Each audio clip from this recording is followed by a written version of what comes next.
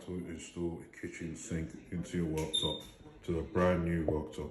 The first things you need to do is get masking tape, and the reason you do this, you get your masking tape just to cover the worktop, so when you line it up with a pencil, it's not on your worktop. What you do, cover it as long as it crosses this line here. You draw a straight line, which you can use with your square to get to the edge. Draw a straight line going all the way up, and bring it over to the top position here. Draw it across there as well. Do that on both ends for both centres. And the reason we do that, once we've got a straight line and it's in line with the centre carcasses here, we know we're not going to go past this once we've got our sink laying down like this. So the reason you've got that line now is to make sure this bowl doesn't go past this line, so it doesn't interfere with the centre here when it comes to lining it up. And the same on that side, so you know not to go past that side again, so it doesn't interfere with your bowl, it doesn't cross over. So that's the first stages of it. Right, the second part, what you need to do is get your splashback, put it against the wall, and we're going to measure the distance from here to here, from here to here. So the average would be, if you want to get your set square, is either 55 or 50. So it gives you the correct distance from the back to the front. So the back, it's got its space, the front has got its space, so it's not too forward and not too back. 55 is about correct, but at the same time, if you haven't got a lot to play with, then I'll go by 50, because I've got my splashback there in the way. So I'm going to go with 50. Just mark a little line here, which I've done with the set square. And again, other line, which is going across.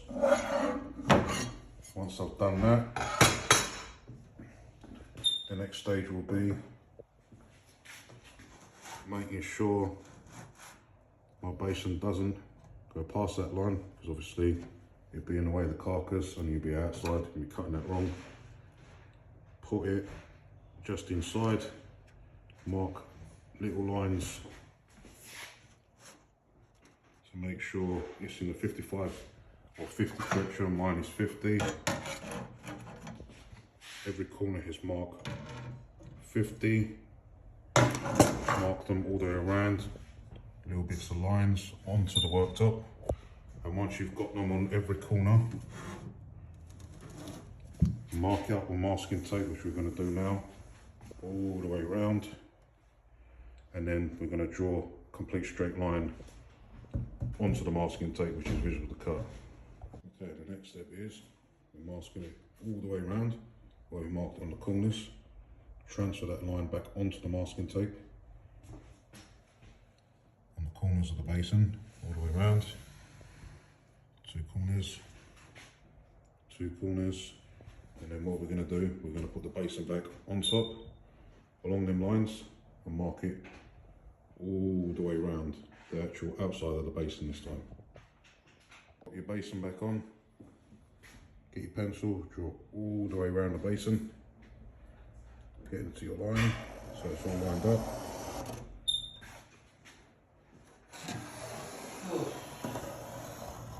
And that's that stage for now, all the way around.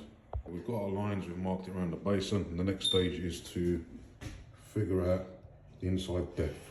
Now if you were to cut this line from the outside, your basin will fall all the way through. And when I mean the inside depth is for this to sit flush without it falling through to the unit. And it's normally standard 10 mil. And in this case, you can go back to your manual.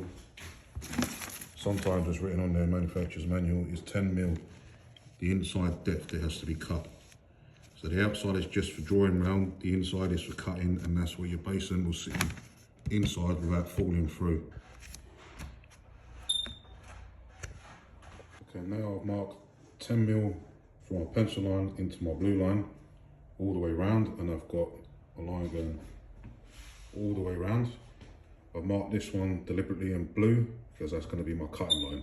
The pencil line was just the outside template.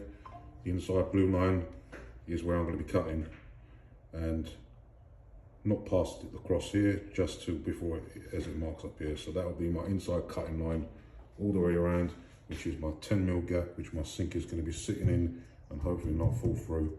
And that's the outside line, which is the outside template of the actual sink itself. The last bit you need to do before you cut it, in your corners, just find the biggest drill bit that you've got, put them in every corner, drill all the way through so you can get your jigsaw blade in there, and then you can cut towards the edge and then follow your blue line all the way around,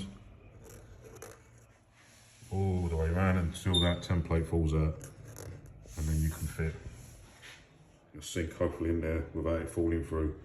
So ideally a flat wood piece drill bit would be good, because it's got a long flat piece and you can use the tip of that there, lay it down, and it's got a wide side to it, so it gives you a bigger opening to cut through.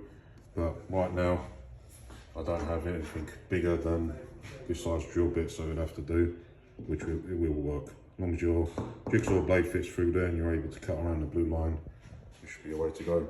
Right, I'm just going to mark it up, drill the holes through, cut it up, and then get back to you. Okay, so I've put, drilled the holes through all the way on all 4 corners. And all we need to do now is make sure the jigsaw blade fits all the way through, which it does. And then once we put it onto the machine, the jigsaw, we're going to cut it towards the blue line, follow it all the way around, and get that cut out and put our sink in, which I'm going to do next.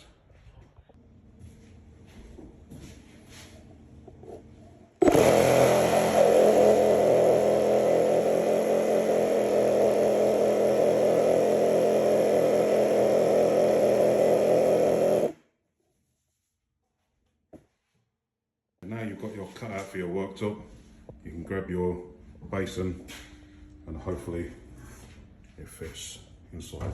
And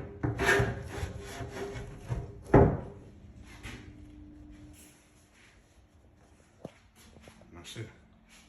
Your basin sits nicely inside.